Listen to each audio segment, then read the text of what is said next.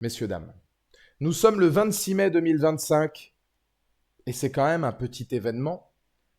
La saison 2 de Last of Us s'est terminée aujourd'hui. Après 7 épisodes, 7 semaines de live, 7 semaines à décrypter épisode après épisode, c'est donc la fin. Donc, pour Last of Us, ce n'est pas la fin des lives Last of Us, puisque je l'annonce tout de suite, la semaine prochaine, on aura un débrief complet de la saison avec nos attentes pour la saison 3, où à mon avis, la saison 3 va mettre le paquet. Je pense d'ailleurs que la saison 3 sera un regain de forme pour la série, et je pense qu'elle va réconcilier beaucoup de gens avec la série, pour la simple et bonne raison que Bella Ramsey sera plus là et que ça va se centrer autour de Kathleen Dever. Vous savez que j'ai rien contre Bella Ramsey, mais je pense qu'il y a beaucoup de gens qui ont des griefs parfois sur son jeu. Et ça, dans ce cas-là, c'est question de goût, évidemment, et de couleur, bien sûr. Et puis, c'est vrai que Bella Ramsey a un jeu qui, sur certaines séquences, était perfectible. Je trouve que sur les 2 ou 3 derniers épisodes, c'est beaucoup mieux. Mais effectivement, je trouve que c'était aussi perfectible sur pas mal de points.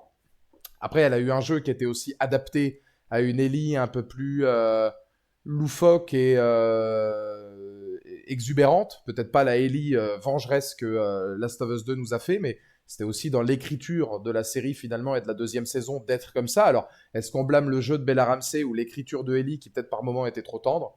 On y reviendra la semaine prochaine dans un grand débrief de la saison complète. Là, on va faire uniquement le dernier épisode, donc de ce 7e épisode.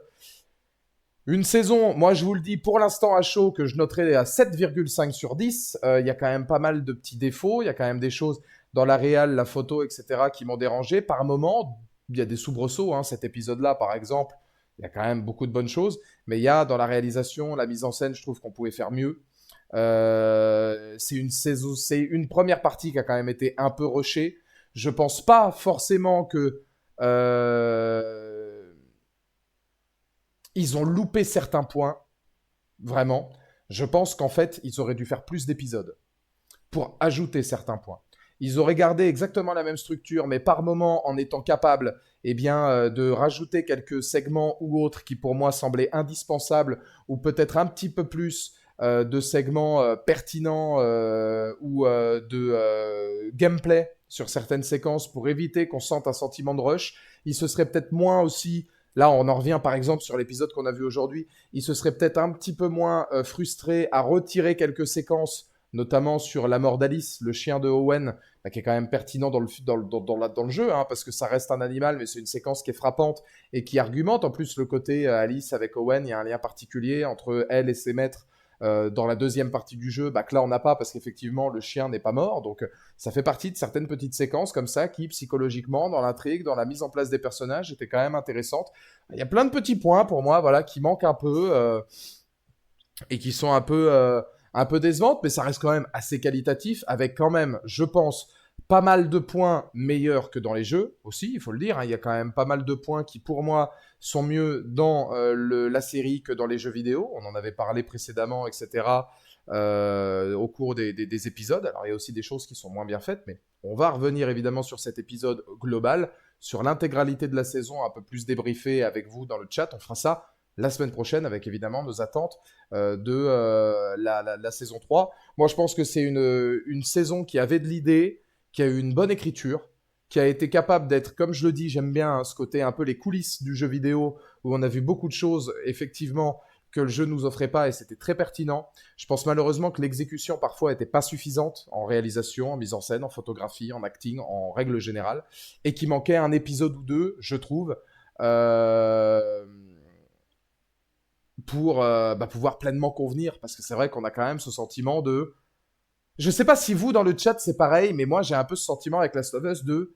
Voilà, la saison 2 est finie. Est-ce qu'on en a pris plein la gueule? Est-ce que finalement, ça a été le hit tant attendu? Est-ce que ça a refaçonné complètement la structure? J'ai pas l'impression. Moi, j'ai l'impression qu'en fait, la saison 3 sera une saison 2 bis. Et que tant qu'on n'aura pas tout vu, malheureusement, on sera là. Bon, la saison 2 nous a offert de bons points, mais c'est tout, finalement. Peut-être pas un pétard mouillé, mais moi aussi, je reste sur ma faim.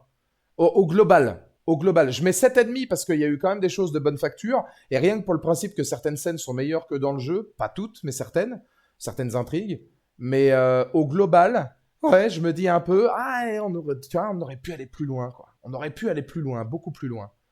Et je remets toujours ça en parallèle avec des séries comme Euphoria ou Mr. Robot. Parce que je trouve que dans la réal et la photo, c'est ce qu'on a fait de meilleur. Est-ce que Last of Us ne méritait pas ça, vu la qualité en fait qu'a offert le jeu? Mais bon. Et merci mon breu pour le Prime. 15e mois d'abonnement, comment ça va? Le gros problème à mes yeux est surtout que Ellie n'a jamais cette haine comme dans le jeu. Oui, on en parlait tout à l'heure, oui c'est vrai. Après, elle est écrite comme ça. Pas forcément le problème de Bella Ramsey, mais c'est vrai qu'ils l'ont joué plus soft. Elle a l'air presque heureuse par moment. Alors, j'irai pas jusque-là, par contre, surtout vu les derniers épisodes. J'avais même l'impression que Dina avait plus envie de venger Joël que elle. Je comprends pas non plus pourquoi avoir autant insisté sur le mobile de Abby dès le début, alors que cette révélation arrive bien plus tard dans le jeu. Ça, par rapport à la structure qu'on a eue ensuite au fur et à mesure des épisodes, je trouve que c'est compréhensible par rapport à ce qu'ils ont géré après. Que ce soit sur la relation entre Ellie et Joël, ou même de la manière dont on voit Abby par la suite. Mais bon, beaucoup se sont posé la question au début. Je trouve qu'après, par contre, c'est répondu. J'ai mis le lien sur le groupe Insta. Merci Edgy pour les 200 bits. Bah, je regarderai ça à la fin du stream, carrément, ouais. J'irai jeter un coup d'œil quand même. Et non pas un coup de tub. Même si Edgy, j'avoue que si je pouvais faire d'une pierre deux coups avec un homme sensuel comme lui, et pourtant, je ne suis pas gay, je le ferai, car rappelons-le, Edgy, il est beau et sensuel. Voilà, je préfère, avant qu'on arrive vraiment sur un débat de fond, commencer par la forme, si vous le voulez bien. Edgy, c'est pas piquer des verres. Je comprends vraiment pas pourquoi l'idée de partir sur 7 épisodes et puis pas plus. HBO a l'habitude de faire 10 épisodes d'une heure, mais là c'est 7 épisodes dont un de 45 minutes.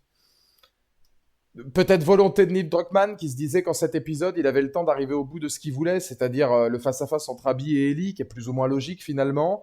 Peut-être la production, le budget, c'est d'une série qui à mon avis doit coûter cher. Est-ce qu'ils avaient l'opportunité? Peut-être HBO qui leur a dit non, mais on doit le sortir à telle date, donc il va falloir se restreindre un peu. Des questions qu'on aura peut-être la réponse plus tard, quand Neil Druckmann prendra la parole, mais c'est vrai que cet épisode, ça fait peu. Je pense même si Sama, qu'au global, t'en rajoutais ne serait-ce qu'un seul d'une heure, et tu rajoutais 10 minutes à chaque épisode, ça allait. Hein. Si tu faisais vraiment 1 heure par épisode avec un autre épisode en plus, t'étais large. 8 épisodes, t'étais large. Là, c'est vrai que ça fait un peu rusher. Les décors du musée utilisés pour rien, par exemple, parce qu'ils n'ont pas mis à la fin. Bon, 2 ans de tournage. Ouais, non, mais c'est vrai, mais on aura peut-être des B-sides, ou peut-être que dans la version longue qu'on aura peut-être sur le Blu-ray ou dans le Steelbook, on verra qu'effectivement, il y a eu beaucoup de choses par employé. C'est un sentiment d'inachevé, encore une fois, hein, effectivement. En attendant, on va quand même commencer à débriefer cet épisode avec l'homme providentiel, pour moi, qui est largement le MVP de cet épisode. J'ai nommé Jesse, très agréablement, pas surpris, parce que s'il y a bien un épisode où à un moment donné, il fallait faire l'effort, je trouve, de travailler Jesse tel qu'il mérite d'être travaillé, et ben c'était maintenant. C'était maintenant. Je vous avoue que si Jesse était mort en étant aussi bien utilisé que depuis le début de la saison, ça m'aurait fait chier parce que comment avoir de l'impact sur la mort d'un personnage finalement dont tu ne sais pas grand-chose, qui était un peu le rabat-joie de service et puis l'entraîneur de Ellie, mais qu'on n'avait pas beaucoup vu. Il est pour moi hein, le personnage central de cet épisode et il prouve une chose, c'est que quand bien même Pedro Pascal vole la vedette du dernier épisode et quand bien même Bella Ramsey a vraiment créé a défrayé la chronique finalement et a créé beaucoup de débats, je trouve que ce soit Abby, que ce soit Isaac, que ce soit Dina ou que ce soit pour le coup ici Jesse, on ne peut rien dire sur le talent des comédiens qui ont fait partie des personnages secondaires de ce début de saison. Que ce soit un peu vu, que ce soit de bon augure pour la suite, ou que ce soit le final, ici, comme Jesse. Même Seth, qui a un rôle plus que tertiaire, mais qui a été relativement bien travaillé. Les personnages secondaires, que ce soit dans leur casting ou que ce soit dans leurs adaptations, sont excellents. Jesse, là, on apprend beaucoup de choses sur lui, hein, sur le fait que Jackson espère hein, qu'il soit le futur finalement. Quand Maria partira ou si Maria venait à mourir, hein, que ce soit le futur de Jackson, c'est un mec de confiance. Le passage où il est dans la librairie, où il parle d'une femme qu'il avait connue justement, il voulait partir mais il est resté pour protéger les siens. C'est quelqu'un qui a mis sa vie finalement, toujours, entre parenthèses, pour les autres. Même avec Dina. Il met son amour pour Dina entre parenthèses, puisqu'il sait que de toute façon, avec Ellie, c'est Ellie la femme de sa vie, c'est plus lui. Il sait qu'il l'aime, mais d'une autre manière. C'est un mentor, ouais, c'est quelqu'un qui est capable de se mettre totalement de côté pour les autres. Il a mis son amour pour les autres, pour une femme, de côté pour Jackson. Il est allé sauver Ellie et finalement il a sacrifié sa vie pour les autres. C'est quelqu'un qui a toujours œuvré pour le bien commun. Et c'est vrai que oui, le parallèle est intéressant, hein. Le potentiel futur de Jackson tué par le potentiel futur des Wolves, par Abby, hein, puisqu'on apprend par Isaac que Abby est plus ou moins en tête de liste pour le succéder si jamais il venait à mourir, pour lui succéder, pardon. Il y a énormément de séquences qui sont hyper pertinentes dans la narration avec Jesse dans cet épisode. Rien que dans l'introduction, c'est quand même lui qui est là pour Dina. C'est ça qui est intéressant à la base, hein. On voit quand même que Ellie, son envie de vengeance, même si elle est peut-être pas mise de la même manière sur le devant de la scène que dans le jeu, bah Ellie, elle laisse beaucoup de gens de côté, hein.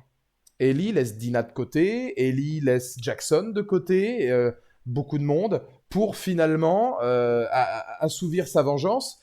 Et c'est Jessie qui est là pour ramasser les pots cassés. C'est Jessie qui est là pour s'occuper de Dina quand Dina en a besoin. C'est Jessie qui est là pour venir aider Ellie. Il y a quand même des phrases qui sont très fortes, hein, sur notamment toute une séquence entre Jessie et Ellie, qui est très très proche et très similaire, même dans les décors, etc. Ça, j'ai beaucoup apprécié du jeu vidéo où finalement Jesse lui dit écoute, ta vengeance, j'en peux plus, faut qu'on rentre à Jackson, le but c'est d'aller sauver Tommy, le but c'est d'aller sauver Dina, etc. Moi je ne peux pas t'accompagner, il dit carrément la même phrase, hein, j'espère que tu vas t'en sortir, ou j'espère pour toi que tu as raison et que tu vas t'en tirer. Je ne me souviens plus de la phrase exacte, mais c'est, voilà, il y a des phrases qui sont quand même importantes, où Ellie limite voilà, lui dire moi, ma communauté, elle s'est pris carrément des coups de batte pendant qu'on m'obligeait à regarder, donc Ellie l'assume, hein, elle en a rien à foutre de Jackson. Elle le dit sous le coup de l'énervement, je pense pas qu'elle en ait rien à foutre. Mais effectivement, sa communauté, c'est Joël, Tommy, Dina, Maria, et c'est tout. Voilà, il n'y a pas d'autres gens pour Ellie. Donc finalement, Ellie qui essaie de faire croire que Jesse c'est quelqu'un d'égoïste qui fait ça pour lui, pour se faire mousser, etc. C'est un peu l'inverse, parce que c'est vrai que Jesse a raison. Ellie met énormément de gens en danger uniquement pour sa vendetta personnelle. Donc voilà, hein. Ellie confirme d'ailleurs dans cet épisode que son discours en épisode 3 était bien du bullshit, sa communauté c'était Joël, son envie de justice n'était qu'une façade. Voilà, c'est ça. Exactement, ouais. C'est exactement ça. Et de toute façon, c'était logique, Preach, qu'on amène finalement l'envie de justice comme une façade, étant donné qu'elle a dû attendre 3 mois quand même, hein, dans le jeu, je crois. Dans la série. Dans le jeu, ça se passe tout de suite après, elle part directement dans la foulée, mais là, dans la série, c'est entre 1 et 3 mois, je sais plus si c'est 1 mois ou 3 mois, mais il se passe un long moment avant qu'elle décide d'aller établir sa vengeance. Et c'est normal, puisque après autant de temps, il faut plus se mettre la communauté dans la poche et établir une envie de justice plus que de vendetta traditionnelle. Mais moi, j'ai trouvé Jesse excellent. Jesse, c'est le prototype du personnage qui nous permet de nous dire que les gentils meurent les premiers, les gentils finissent derniers. Voilà, t'es quelqu'un d'adorable, t'es quelqu'un de bien, c'est la dernière phrase qu'il faut entendre. C'est quelqu'un de tellement bien qu'il se fait piquer sa meuf et il finit par crever en sauvant la nana qui va du coup être avec sa copine, qui va élever son enfant. Enfin, c'est triste, hein, finalement. Un enfant qui verra même pas grandir. Il aura mis sa communauté avant lui. Il aura peut-être loupé l'amour de sa vie à cause de ça. Il nous le dit dans la librairie. Là, il meurt pour sauver les autres. C'est dur. Remons Sky, c'est dur pour Jesse. Mais j'ai trouvé l'interprétation excellente. Et j'ai trouvé que vraiment, c'était une belle manière de finalement mettre les personnages secondaires en avant. Au même titre que j'ai là dans l'acting, je vais parler vraiment dans l'acting. J'ai pas mis la photo de cette séquence-là, mais j'en parle quand même. Dans l'acting, j'ai trouvé excellent le passage entre Dina et Ellie. Quand Ellie dit à Dina effectivement que elle devait normalement passer sur le billard pour trouver un remède, que Joël a tué tout le monde, les larmes de Ellie, elle a un côté vraiment désespéré quand elle le dit. Dina qu'elle la regarde et puis qui d'un coup change d'avis en disant on va peut-être rentrer. Parce qu'elle se rend compte finalement de la difficulté de la chose, d'à quel point on est dans d'un point de non-retour où il n'y a plus de gentils, il n'y a plus vraiment de camp à défendre. C'est voilà, et Dina est profondément déçue et meurtrie par ce qu'elle entend. Ellie, elle dit ça avec toutes les peines du monde parce que c'est hyper compliqué pour elle d'admettre une telle chose. Et puis on a de l'autre côté, finalement, Dina, l'amour qui est beaucoup plus grand que le reste, qui va lui donner symboliquement un bracelet en lui disant ça te portera chance. T'as toujours moi, c'est ce que j'aime bien, mais là, pour le coup, la série n'a rien inventé, mais c'est cette nuance parfaite. Ce qui est très drôle d'ailleurs, The Last of Us est une série extrêmement nuancée, dont le public ne l'est tellement pas. Je trouve ça drôle d'avoir une série qui est à ce point-là capable d'être dans la nuance et d'être ni blanc ni noir, mais d'avoir une communauté qui est à ce point soit dans le blanc, soit dans le noir. C'est très ironique. Mais, euh, mais moi, j'ai beaucoup aimé parce que finalement, oui, ça prouve qu'il n'y a pas de gentils, il n'y a pas de méchants. Il n'y a plus que des décisions qui te sont propres. Soit tu aides le bien commun, soit tu t'aides toi-même. Des questions de vengeance, de vendetta. Et effectivement, bah, tout navigue dans cet épisode, en tout cas, je trouve, autour de Jesse jusqu'à sa mort. Avec des dernières phrases qui sont assez déchirantes. T'es quelqu'un de bien. Et lui, il lui dit oui, je sais. Mais il le sait qu'être quelqu'un de bien, ça ne l'aide pas à être heureux, ça ne l'a jamais aidé. Et il a une fin qui est hyper triste. Vous vous rendez compte quand même d'un truc sur Jesse, parce que je voulais faire un paragraphe sur lui avant, parce que pour moi, il m'a marqué dans cet épisode, c'est l'anonymat total dans lequel il meurt. C'est-à-dire que tu te prends une balle, c'est un moment choc. J'imagine pour les gens qui n'ont pas regardé le jeu en plus. Pour les gens qui n'ont pas fait le jeu, le mec, putain, c'est le point central de tout, boum, il meurt. Parce que tu butes Owen et Mel juste avant, et t'arrives derrière, bam, allez, au revoir. Tu sais, les gens, ils doivent se dire, ah bah la vache, putain, le mec a pas de bol, hein. Abin sait même pas qui est Jesse. Non. Et c'est ça qui est terrible. C'est que Jesse meurt dans l'anonymat total. Il aura donné sa vie pour les autres. Et qu'est-ce qui restera? Rien. Rien. Un fils qui ne sera même pas le sien. Je trouve que c'est dur quand même, scénaristiquement pour le personnage. C'est un personnage tragique, comme dit Preach, au possible. Hein. C'est un vrai personnage dramatique. Et comment ça va, mon Alejandro? Merci pour le 49e mois. Hello la team, je viens de sortir du dernier épisode. Ils ont coupé là où je l'imaginais. Dur pour ceux qui n'ont pas fait les jeux. Ah bah là, t'es sur un cliffhanger à peu près de la taille de Walking Dead saison 7. Hein. Ah, pour ceux qui n'ont pas fait le jeu, c'est dur. Hein. Même pour nous, parce que là, la saison 3 s'annonce sous les meilleurs auspices. Il prend une balle, il n'y a pas un mot, rien. Ah non, non, non. Un regard sur lui, et puis après, tu enchaînes sur autre chose. Et dans le jeu, c'est pareil, t'as même pas le temps de te faire à l'idée, parce qu'ensuite, t'as Tommy, tu passes à autre chose, tu te dis putain, merde, Jesse est mort, bon bah voilà. Et c'est dur. C'est dur. Ellie, je pense, aurait aimé être Jessie dans cette quête, mais elle n'est pas Jessie, elle est brouillonne, pleine de rage et perd la notion de priorité. Puis elle est moins performante. N'est pas Tommy, n'est pas Joël, n'est pas Jessie qui veut. C'est des années d'expérience et c'est de la maturité. Là, on voit l'absence de maturité de la part de Ellie par moment. Elle est capable d'en avoir, puis parfois elle peut être complètement envahie par ses émotions. Donc oui, hein, c'est totalement réel. Hein.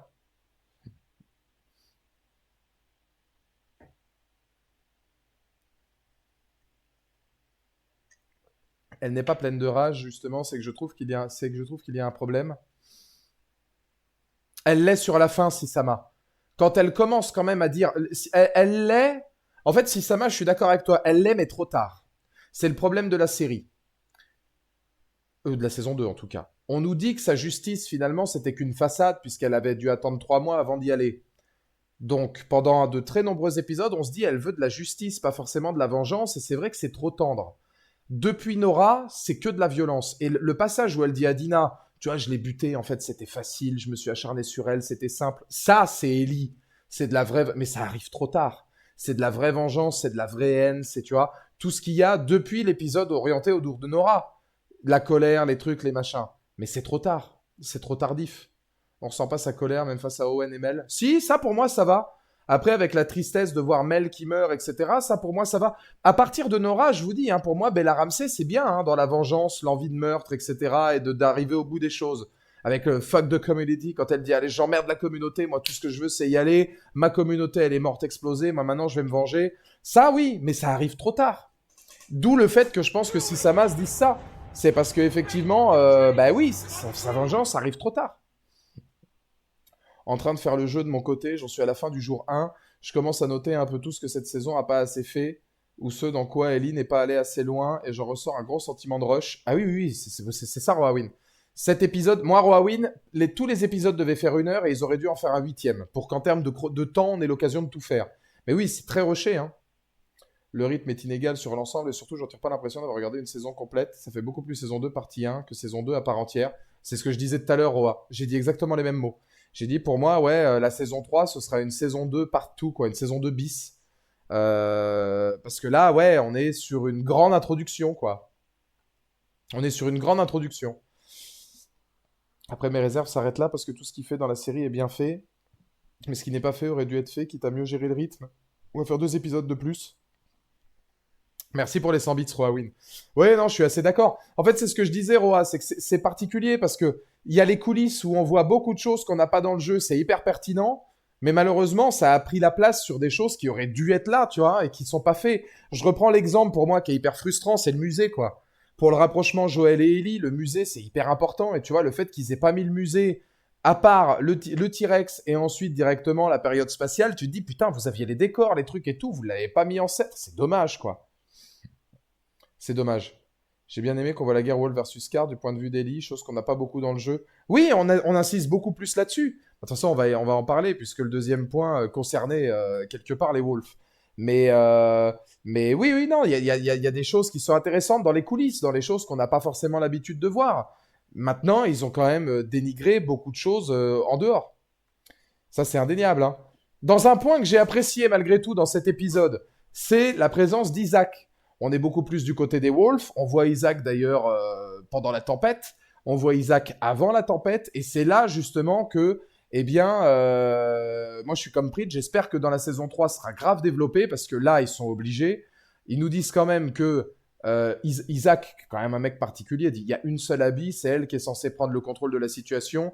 Toi, tu vas sûrement mourir demain. Moi, il y a encore plus de chances. Qui va reprendre la communauté? Tu dis peut-être qu'on a des centaines de soldats, mais des Abby, on n'en a qu'une. Ça, pour moi, c'est l'introduction de il faut travailler Abby et Isaac.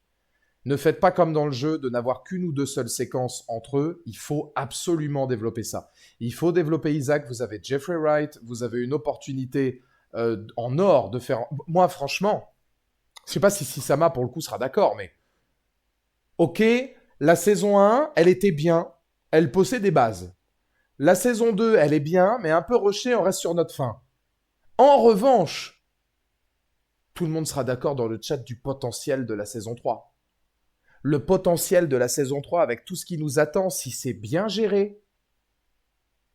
C'est là, pendant la saison 3, qu'on verra si on pardonne à la saison 2. Si la saison 3 est à la hauteur de ce qu'on peut imaginer, et moi je pense qu'avec Abby ça va matcher, c'est extraordinaire. Et du coup on pourra se dire, ok, la saison 2, c'était un peu...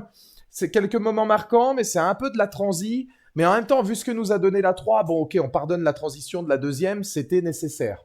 Par contre, si la 3, elle est encore en demi-teinte, là, on va se dire, putain. Parce que le problème, c'est qu'en fait, la saison, ils veulent faire une saison 4. Mais moi, je vois pas où ils peuvent arrêter, hein. Si t'arrêtes la saison 3, tu l'arrêtes où? Tu l'arrêtes... moi, pour moi, la saison 3, ça s'arrête quand? Au moment où Abby et Ellie se foutent sur la gueule. Et puis après, on part sur la saison 4. Mais encore de la frustration, encore de l'attente. Et puis la saison 4, ça veut dire que t'es encore avec Ellie et tu pars sur la côte, etc. Les crotales, les trucs, les machins. Ouais, ok, mais est-ce que tu tiens 8 épisodes avec ça? Parce que pour le coup, ça ferait peu, hein. Et s'il l'arrête avant, moi, je ne conçois pas qu'il puisse arrêter ça avant. Tu veux l'arrêter où? Vous imaginez un monde où finalement, on travaille beaucoup Abby et Isaac, et puis, je sais pas, on s'arrête après le Rat King? Ah, putain, la frustration de bâtard.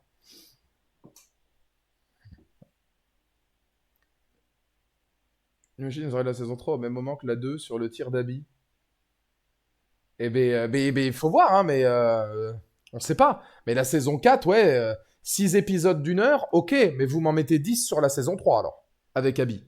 Parce que le potentiel d'Abby, il est illimité. Le potentiel d'Isaac est illimité. Les séquences qu'il y a avec Isaac, où il donne quand même toute la pleine confiance, puis le jeu est bon, tu vois. Bah, c'est Jeffrey Wright en face, hein. Là, ça donne du potentiel, ça donne un vrai potentiel. Et du coup, t'aurais le duel Abby versus Ellie au théâtre en saison 4. Moi, pour moi, ça doit être le final de la saison 3. Ça doit être le final de la saison 3. Je pense comme Sky. La saison 4, tu fais Santa Barbara. Et tu blindes de coulisses. Vraiment. Et dans ce cas-là, bah, la saison 3, t'as les pleins pouvoirs pour développer à mort Isaac et Abby. Et Lev. Et Yara et tout ce qui se passe actuellement. D'ailleurs, je vous incite, messieurs, dames, on est plus de 80 là, merci de votre confiance. On a passé la centaine de spectateurs tout à l'heure, donc c'est bien sur Twitch, c'est des très bonnes stats, donc merci beaucoup. Pour ceux qui regardent sur YouTube, venez sur Twitch, on est en train de faire Last of Us 2, le jeu en réaliste. Je suis en train de rouler sur le jeu, j'ai un skill à couper au couteau, je vous le dis, de très très bons moments. Et on fait la partie sur Abby en ce moment. Donc si vous voulez voir un véritable talent, entre guillemets, un mec qui met 1h40 pour faire une zone, et derrière bah, tous les passages avec Abby qu'on aura probablement dans la saison 3, et ben, c'est maintenant qu'il faut venir sur Twitch. Mais, mais ouais, moi je pense que la saison 3 s'arrêtera là. Mais en tout cas, moi j'ai beaucoup aimé le passage avec Isaac. Parce que comme ça développe des choses qui sont un peu des choses stealers. Hein. J'ai même une impression d'économie de budget dans cette saison, mis à part l'épisode 2. C'est pas extraordinaire ce qu'on a à l'écran avec Abby, l'hôpital, le Rat King, l'île des Scars, etc. C'est incroyable. Ah bah là, il va falloir que step up. Step up de budget, step up de mise en scène. Moi, si ça m'a là où je suis d'accord avec toi, c'est qu'en termes de réal, de photos, c'était pas fou. Et alors, il y a l'épisode 2. Non, il y a quand même quelques épisodes qui sont assez intéressants, mais c'est vrai qu'on a une grande bataille dans l'épisode 2. On a d'autres séquences qui sont bons, mais moi, c'est la réal, la mise en scène, la photo, les fonds verts, tout ça, oui, c'est largement perfectible. On n'est pas que sur Last of Us qui dérite mieux, on est chez HBO aussi. Hein. C'est moyen pour ce que fait HBO en temps normal, je trouve. C'est juste correct. C'est juste correct. Voilà, parmi les autres promesses, on a donc cette séquence-là où, qui n'est pas issue, je crois, hein, du jeu. Il me semble qu'avec Ellie, on arrive directement à l'aquarium sans passer par la case départ ni toucher 5 000 euros. Mais on a là où cet épisode se permet... Alors ça, c'est dommage pour le coup. Mais moi, je trouve que là, l'épisode, il fait que 50 minutes. On aurait rajouté 10 minutes de Ellie dans une scène un peu d'action furtive où elle prend le bateau et où elle traverse Seattle de façon dans la tempête, etc. Et ben moi, je trouve ça bien. J'aurais bien aimé qu'il y ait cette séquence-là avant et que justement, il l'a créé cette scène. Je trouve ça dommage qu'on ne l'ait pas. Cette scène-là avec les Scars, j'ai une crainte, c'est que, est-elle véritablement utile, hormis pour montrer que dans la temporalité, Abby, en fait, moi j'ai compris ça comme une sorte de fatalité. Euh, pour moi, en fait, c'est une séquence de fatalité où je vois les explosions derrière. On sait que ça veut dire que Abby, elle est en train de tout faire péter sur l'île des Scars. Et on voit Ellie s'en aller. Et je me suis dit, c'est le karma, la fatalité. Ellie qui pense aller vers son destin, alors que son destin est derrière. Finalement, elle va que sur une vengeance inutile. Et dès ce moment-là, on sait que dans tous les cas, c'est irrécupérable. J'ai essayé de voir cette séquence-là d'une manière d'analyse, où je me dis, je vois ce qu'ils ont voulu faire. Maintenant, est-ce que c'est véritablement utile? Ça, c'est une question 1.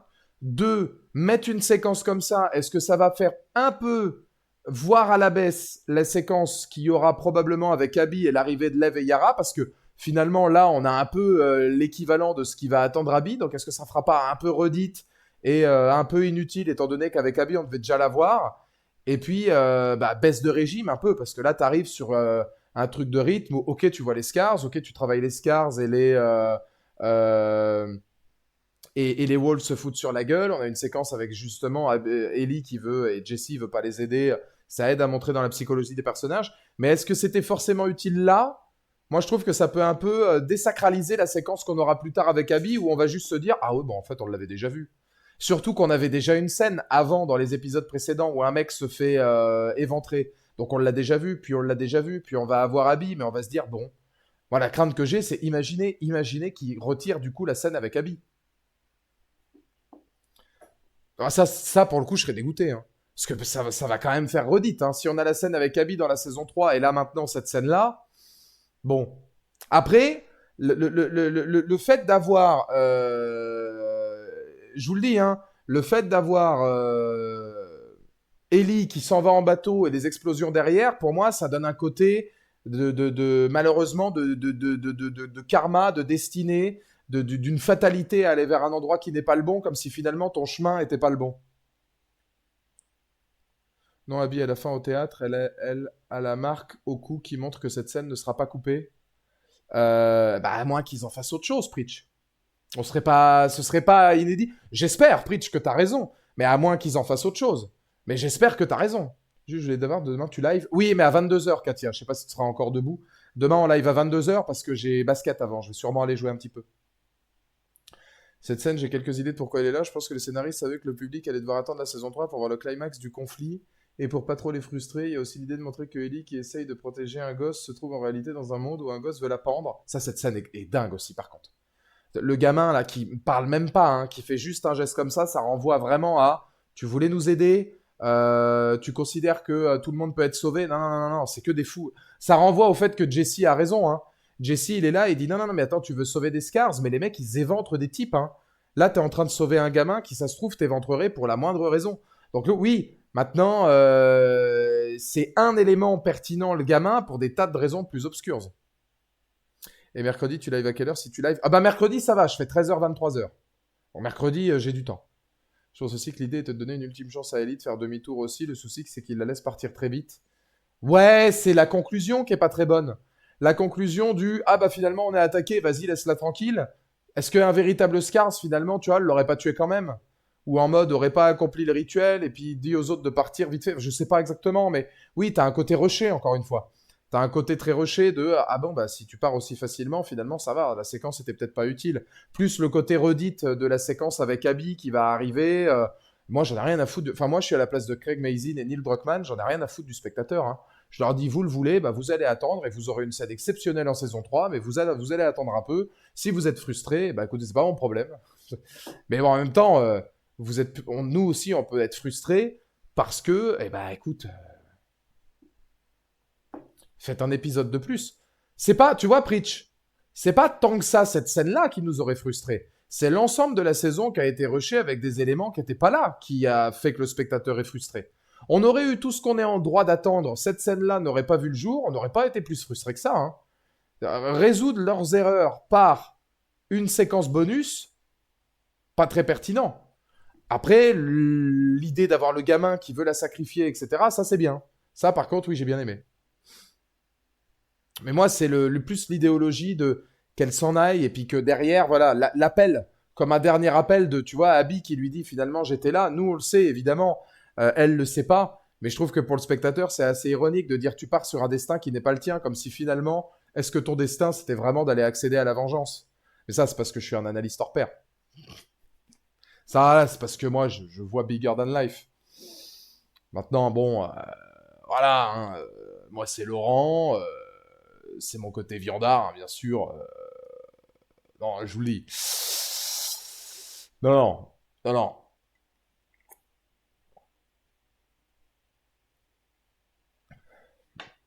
Moi, je pense saison 3, Abby tue Isaac pour protéger Lev et Yara.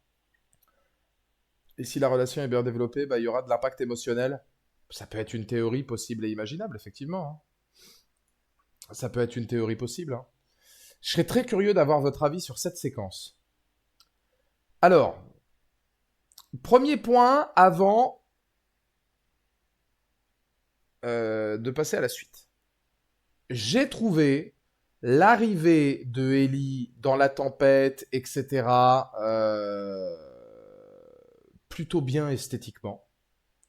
Ça respecte le côté vraiment ultra borderline et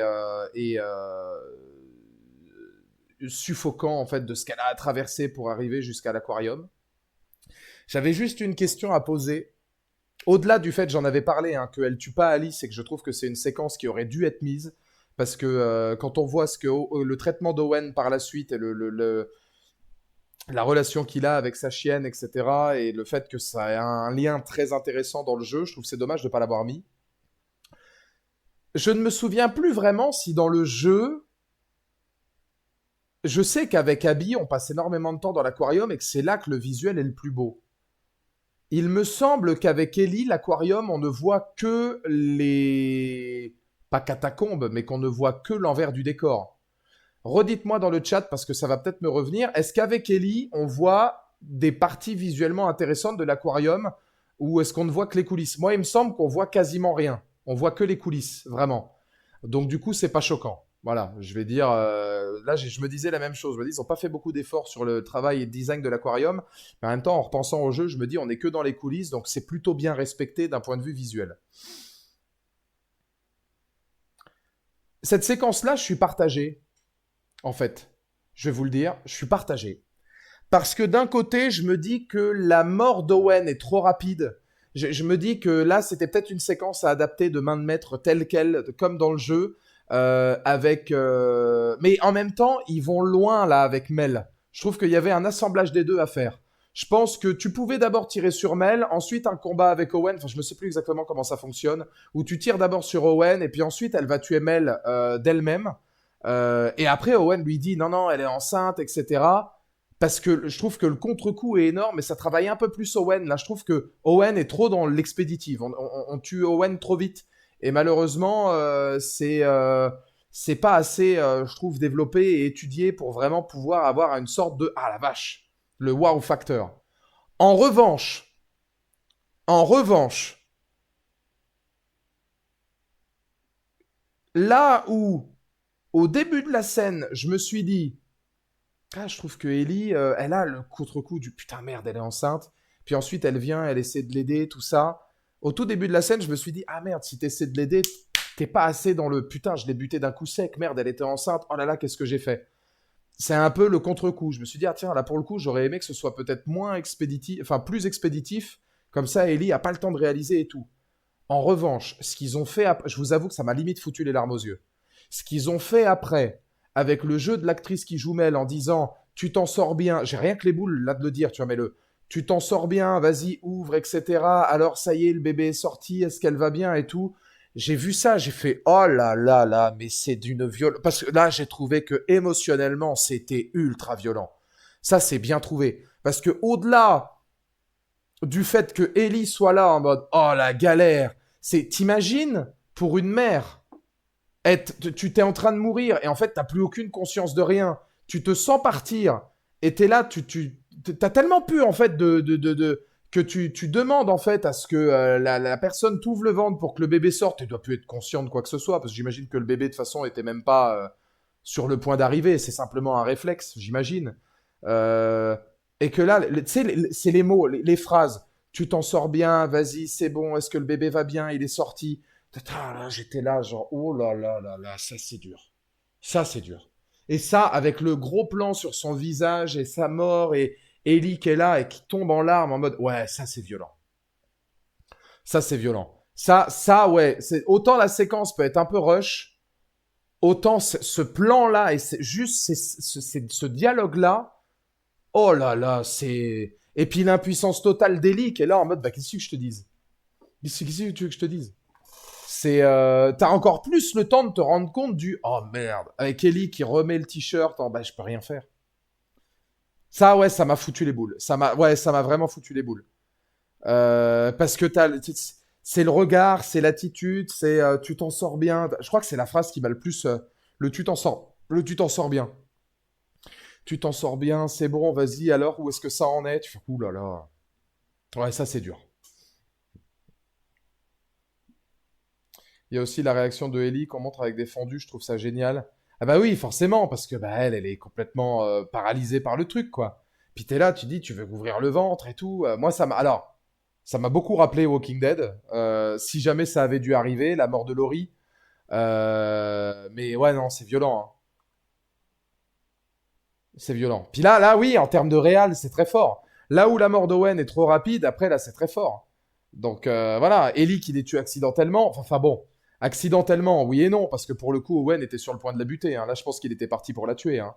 Donc bon, c'est peut-être pas si accidentel que ça. Mais elle tue en tout cas Mel accidentellement.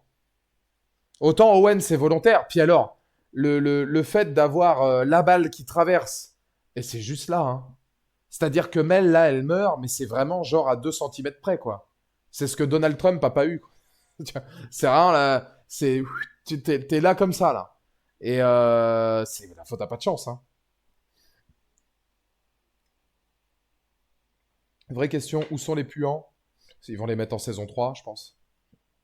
Là, on a eu des séquences avec les rôdeurs, les puants, ce sera pour la suite, à mon avis. Hein. Ah bah oui, Sarah, je pense que la plupart des gens qui ont vu Walking Dead, tu penses forcément. En plus, le décor est à peu près le même, c'est ultra lugubre. Bon, ouais. Donc moi, c'est vrai que je vais pas vous dire qu'Owen est rushé. Je pense que sa mort aurait pu être mieux gérée à lui, dans l'idée. Maintenant, Owen, je pense pas qu'il est rushé parce que soyons lucides, Owen, tu fais le début de Last of Us, t'en as rien à foutre. C'est à partir du moment où Abby arrive que Owen devient hyper intéressant. Je pense que son potentiel est là, hein, de fou. Et moi, encore une fois, par contre, je tiens à le dire, pour ceux qui ont fait les jeux, on peut être tatillon. Je sais que mon père, par exemple, lui, il kiffe la série. Hein. Il regarde et tout, il prend des claques en mode ah ouais, putain, merde, il se passe ça, ça, ça. Ne doutons pas que les gens qui regardent la série et qui n'ont pas fait les jeux, je pense qu'ils voient la série peut-être un peu plus à la hausse que nous. Sinon, on peut se permettre d'être tatillon ou exigeant.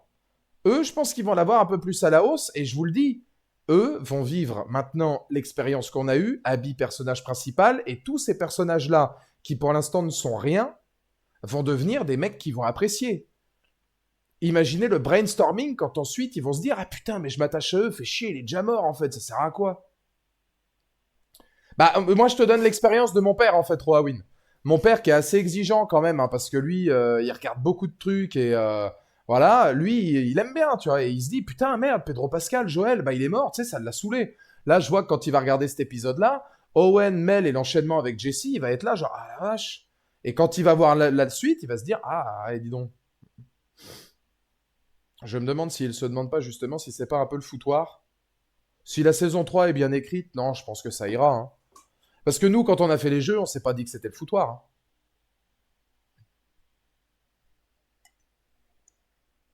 Et je vous le dis, le fait qu'il n'y ait plus Bella Ramsey et qu'on passe à Kathleen Dever va ramener beaucoup de gens.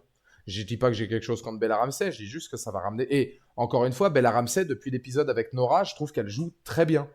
Là où elle était peut-être un peu espiègle, mais il lui manquait tout le reste en tant qu'Ellie avant, là, moi je trouve que c'est bien. Hein.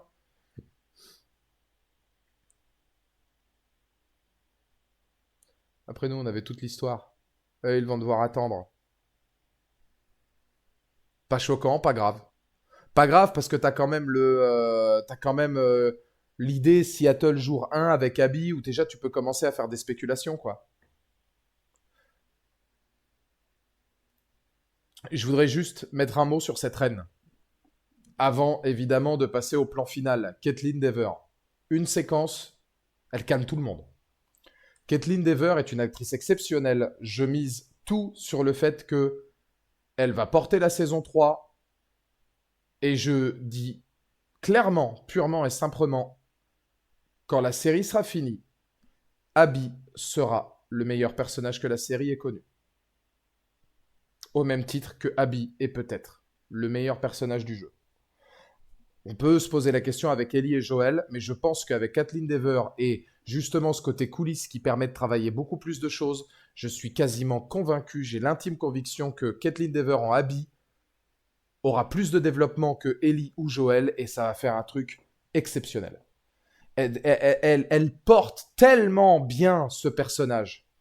Elle a tellement la démarche, l'attitude, le style, le regard, tout ce qu'elle passe sans vraiment beaucoup de discussion. Non, moi j'adore, j'adore. Vraiment, je suis totalement conquis. Voilà ce qui me donne envie de regarder la saison 3. Ellie Okunora. Oh, faut pas déconner non plus. Euh, et Ellie, Bella Ramsey, certes, je pense qu'il y avait des castings qui étaient peut-être plus intéressants, mais elle a quelques bonnes séquences à son actif. Tout n'est pas à mettre de côté. Et quand Ellie parle avec Dina là dans l'épisode et qu'elle dit ce qu'elle a fait ou que justement elle a apprécié buter le mec limite, elle joue bien là-dessus. Hein. Elle joue bien. Il y a des séquences où elle est douée. Quand elle est face à Nora, elle est bien aussi. Hein. Par contre, Kathleen Dever, je pense, va mettre un gap. Voilà. Hein. Ah non, celle du jeu en comparaison avec Abby. Ah bah non, alors bah non, celle du jeu, je suis encore moins d'accord. Ah non, celle du jeu. Non, moi, Ellie, c'est Ellie. Hein. Elle manque de maturité, mais ça veut pas dire qu'elle a pas d'aura. Ça veut dire que Ellie fait ses choix et fait ses erreurs de la manière dont un personnage à son statut, avec son vécu, pourrait faire les mêmes erreurs d'immaturité ou de manque de... Voilà, certes, mais ça n'empêche qu'elle a quand même de l'aura et que pour moi, le personnage est brillant. Hein. Faut pas confondre boulette et mauvaise écriture de personnage. C'est un peu pour ça que le personnage de Connor dans Assassin's Creed 3 pardon, est très bon, n'en déplaise aux rageux. Il peut faire des conneries, il peut faire beaucoup de choses qui sont mauvaises. À partir du moment où tu le comprends par rapport à son vécu, ça fait que ça devient un personnage qui est volontairement écrit comme ça. Est-ce que le personnage est mal écrit? Non, puisque l'idée est de faire ça. La connerie sert à propos, effectivement. Donc, pour moi, c'est logique. Et ce que fait Ellie dans le jeu, même si ça manque de maturité et qu'il y a beaucoup de choses qui sont dues à la haine et à la vengeance, reste cohérent dans l'écriture. Parce qu'on veut l'écrire tel quel. Et Ellie est tellement basculée du côté obscur, de toute façon, dans le 2, qu'elle a des œillères. Il n'y a plus rien, il n'y a plus rien qui... Voilà, hein. Là, par contre, dans la série, c'est vrai que l'écriture d'Ellie, moi, je pense que là où ils ont merdé, c'est d'attendre 3 mois. Au final, une fois que tu as vu tous les épisodes. Là où ils ont merdé, c'est le fait d'attendre 3 mois avant qu'elle parte se venger et qu'elle gère ça comme de la justice. Je pense qu'on aurait dû faire comme dans le jeu, vengeance directe et départ immédiat. Comme ça, tu naviguais pas entre deux eaux. Et si on était dans de la vengeance absolue directement, tu pouvais garder peut-être le passage où elle couche avec Dina, fait comme dans la série, où pour moi c'est mieux que dans le jeu, qui était un peu un Eldorado pour illusoire pour échapper à la colère et à la vengeance, mais je pense que ça aurait été mieux si elle n'avait eu qu'une seule approche. Tellement hâte que tu refasses le jeu et que tu vois à quel point c'est un golemon. Mais il est incompris, Connor. Connor est incompris, un peu comme Ben dans The Walking Dead. Ouais, non, peut-être pas là. C'est peut-être un peu dans l'abus. Mais en tout cas, ouais, moi j'ai bien aimé cette séquence-là, quasiment identique au jeu, avec le cliffhanger qui va bien, évidemment, en termes de tenue. Enfin, moi, c'est encore une fois dans les décors. Hein. Dans les décors, dans l'ambiance. Là, pour le coup, dans la mise en scène, c'est filmé quasiment de la même manière. La mort de Jesse, on en avait parlé, hein, qui est expéditive. Caitlin Dever qui porte la caméra. Moi, j'ai une confiance absolue comme Preach en cette, en cette dame. Abby du jeu vidéo. Et pour moi, mon personnage du jeu vidéo préféré. Et là où Bella Ramsey m'a pas convaincu à 100% Caitlin pour l'instant, c'est un sans faute. Moi, je suis totalement d'accord si ça m'a. J'aurais pas été contre une petite transfo physique car c'est vraiment dans la personnalité d'Abby, mais à part ça, c'est sans faute. Oui, c'est vrai que bon, il y a le côté. Est-ce qu'elle aurait pas pu se préparer pour le rôle ou Neil Druckmann lui aurait dit prendre un petit peu de muscle histoire de ressembler un peu plus? Parce que c'est vrai qu'au-delà de simplement se dire lol, c'est pour le physique, elle est pas pareille, bah, ça fait partie de la nature du personnage. D'un autre côté, si Sama, les gens râlaient qu'elle était trop musclée dans le jeu, là les gens râlent qu'elle l'est pas assez dans la série, ça prouve qu'une chose, c'est que les gens râlent tout le temps. Et que voilà, ils ont peut-être plus vouloir, comme dit Poul Guitar, je pense que les scénaristes ont peut-être plus misé sur le réalisme, même si honnêtement, Abby, gaulée comme elle est dans le jeu, c'est pas irréaliste. Hein. Il y en a des tas, hein, des nanas à la salle ou des trucs ou des machins qui sont pareils. Quand tu vois de toute façon que l'un des premiers plans qu'on nous montre dans le jeu, là, quand on est dans le stade, c'est une immense salle de muscu, et qu'a priori, à part s'entraîner et faire de la salle, ils n'ont pas grand-chose à foutre de leur temps libre. Moi, je considère que dans la série, c'était pas irréaliste d'avoir quelqu'un qui est gaulé. Hein. Il y en a, c'est pire que Abby, bien sûr. Bien sûr. Les mecs, regarde là où ils vivent. Ils ont quoi? Des poules et des vaches. Et ils bouffent que de la prot. Donc techniquement, tu peux te permettre d'être gaulé. Hein. Pas du tout irréaliste, c'est qu'elle va à la salle tous les jours. Ouais, voilà, c'est ça. Ils ont que ça à foutre. Tu vois, si Sama, tu l'as écrit en même temps que moi je l'ai dit, ça veut dire vraiment qu'on a une connexion parfaite. Vivement le clic-clac, si Sama, je te le dis. C'est quelque chose qui me parle, c'est quelque chose qui me plaît, c'est quelque chose là qui commence à me démanger. J'espère que cette connexion mystique sera également physique. Voilà, je le dis. Non, je préfère le dire très clairement. Si Sama le roi, voilà. Non, je vous le dis. Non.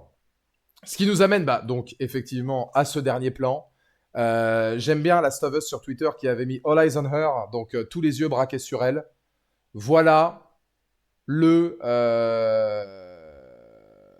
neck plus ultra de la saison 3. Si vous me demandez, et alors, le soin apporté, là, pour le coup, à la reconstitution du stade, le bonbon.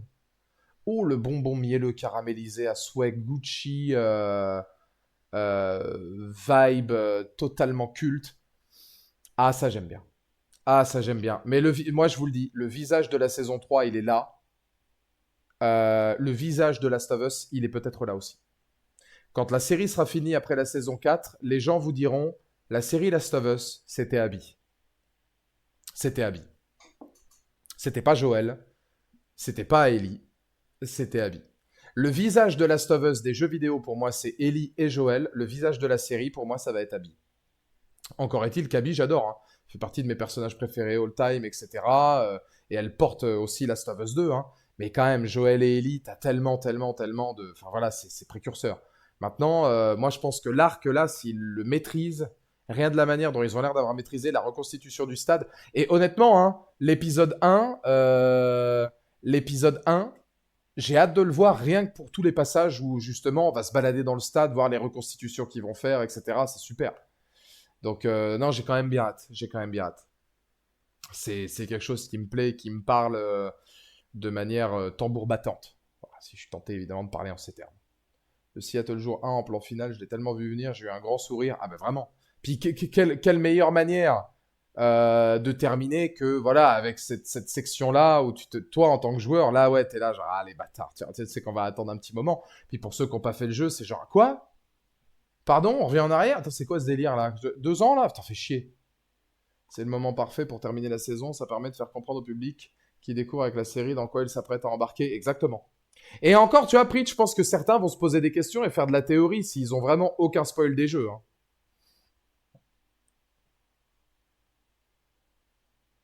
Tommy devient quoi du coup? Bah on verra.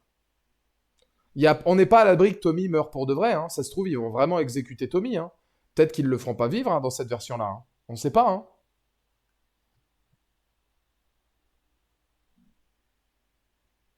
De voir le fameux, c'est vachement haut. S'ils le font, c'est incroyable. Moi, je pense pas parce que c'est juste devenu culte ici sur Twitch. Hein. Mais en vrai, ce serait tellement drôle. Non, cette saison 3, elle va être vraiment folle. Ouais, je pense que ça peut être pas mal. Ouais. On va s'arrêter là, messieurs, dames, pour ce soir. On a fait un beau petit tour d'horizon. Je vous rappelle que la semaine prochaine, on a... on a... un autre live Last of Us où on fera un peu un tour d'horizon de l'ensemble de la saison. On va pas faire Andor ce soir parce qu'on a pris du retard. Il est déjà 22h20. Je devais commencer à 22h. Et il faut que je mette le live ensuite directement en rediff, les trucs, les machins. Donc ça va être un peu short. Andor, on le fera mercredi, du coup, pendant le live de 10h. On le fera peut-être même dès le départ à 14h. Comme ça, on sera sûr de le faire. Euh, mais on le fera mercredi, le live sur Andor. Comme ça, on sera bien. Euh, mais, euh, mais en tout cas, on le fera mercredi. Demain, normalement, live vous foufou, donc restez connectés si tout fonctionne bien. Normalement, on devrait l'avoir. Je vais vous envoyer chez le Père Johan et non pas le Père Noël. Euh, Tac, comme on est nombreux, voilà, ça va faire un raid avec pas mal de monde, ça lui fera plaisir. Je vous fais des bisous. Je vous dis évidemment en immense légende, donc à demain, rendez-vous demain à 22h pour... Ah ben non, il n'y a pas beaucoup de gens finalement qui permutent. Ça fait plaisir. Qu'il n'y ait que 33 spectateurs qui vont chez Johan, ça fait plaisir, c'est-à-dire que les gens étaient actifs et qu'on n'a pas tous les comptes inactifs ou les lurks qui sont d'office mis dessus. Donc finalement, c'est pas plus mal, ça veut dire que vous étiez nombreux sur la soirée. Si c'est dommage, il faut aller chez Johan. Ce serait quand même bien que vous alliez faire un petit coucou chez Johan. Mais on se retrouve demain, donc 22h, pour la suite de nos aventures de la semaine. Tentez donc de continuer à péter le Beats Goal. On a passé les 40 000, c'est symbolique, ça fait plaisir.